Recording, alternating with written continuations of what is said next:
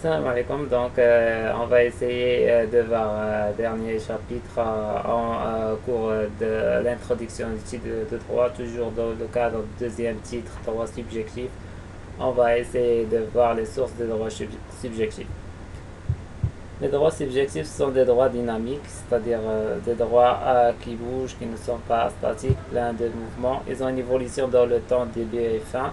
Les titulaires des droits subjectifs sont nous, soit physiques ou morales. Physique, c'est-à-dire les ménages, morales, c'est-à-dire les institutions.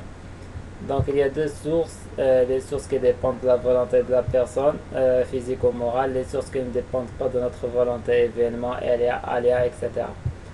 Donc les droits subjectifs sont des droits qui changent de titulaire et ce sont des droits quand une fin.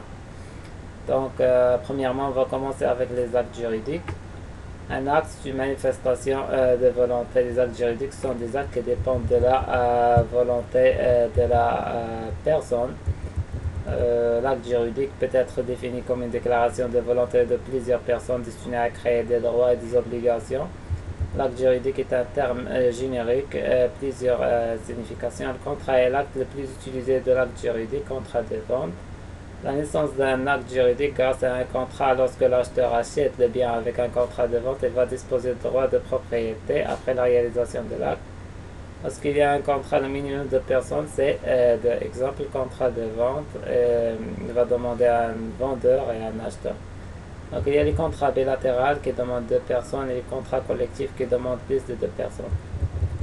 Puis on va parler de classification des actes. Il y a les actes unilatéraux et les actes bilatéraux.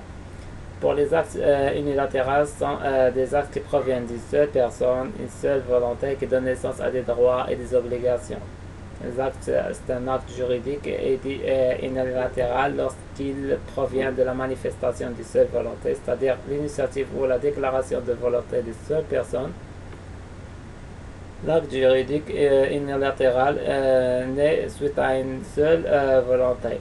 De la même manière, cet acte juridique peut être modifié ou changé grâce à cette seule volonté. Exemple, donation. L'hiba, acte juridique unilatéral, c'est pas un contrat, il n'y a pas de ressemblance de personnes. Testament, une personne décide de donner un bien à quelqu'un. Donation et testament sont des actes juridiques unilatéraux. Donc la donation, c'est l'exécution dans la vie de la personne, elle est valable avec les membres de la famille ou les proches, elle est valable aussi à une association, à un mosquée ou à un orphelinat. Pour le testament, les wasiya, acte juridique qui provient d'une seule personne, qu'il s'exécute après la mort de cette personne. Donc pour la donation, c'est dans la vie, alors que le testament, c'est après la mort. La donation est un acte juridique unilatéral qui provient d'une seule volonté de le codonateur et qui donne naissance à des droits subjectifs en faveur d'une autre personne, le bénéficiaire de donation. Généralement, pour bénéficier d'un certain nombre d'avantages fiscaux, la donation doit être faite entre deux personnes qui sont liées par un lien de sang, ou un lien familial, sœur, frère, fils, etc. Le testament est un acte juridique unilatéral qui provient de la volonté d'une seule personne, le testateur, en faveur d'une autre personne bénéficiaire de testament et dont l'exécution aura lieu lors du partage de la succession de miracle. Donc la donation est exécutée durant la vie du donateur alors que le testament ne sera exécuté qu'après la mort du testateur. Puis on va parler après des actes unilatéraux, on va parler des actes bilatéraux. C'est un contrat, une manifestation de volonté de deux personnes. La naissance du contrat ne peut avoir lieu que sur la phase de deux volontés en moins. Exemple, les contrats de vente, les contrats de location, les contrats de travail.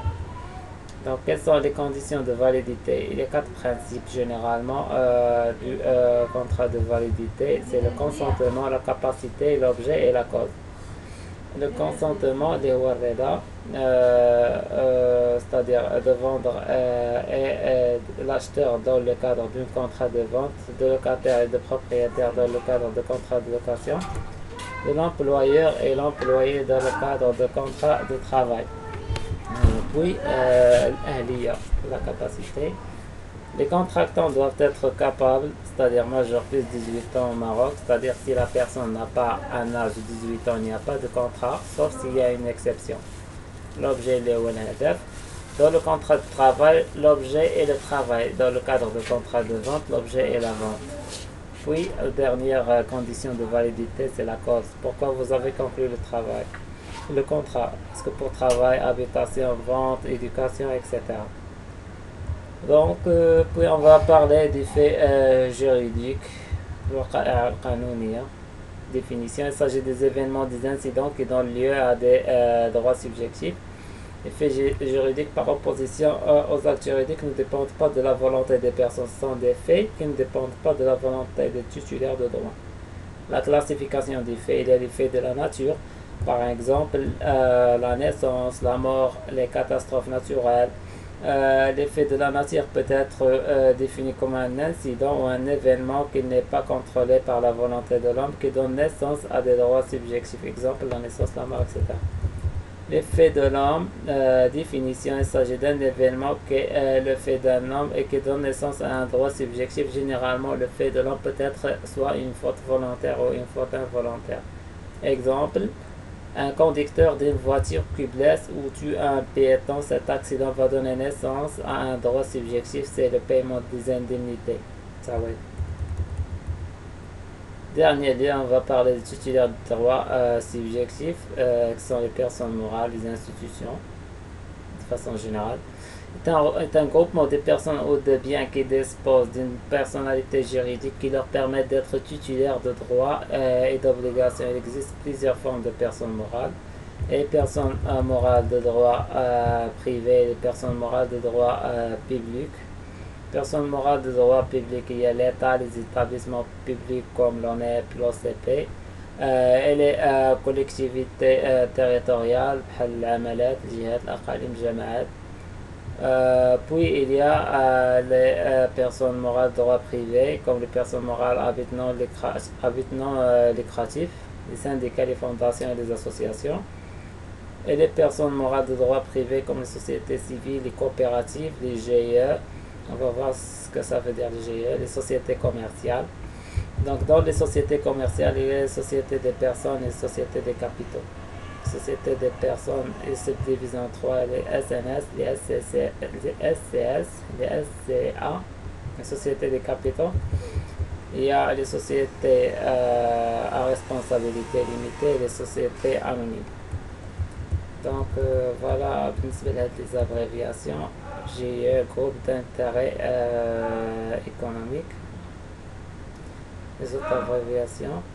Voilà, prochain cours, Inch'Allah, on va parler problèmes économiques et sociétés.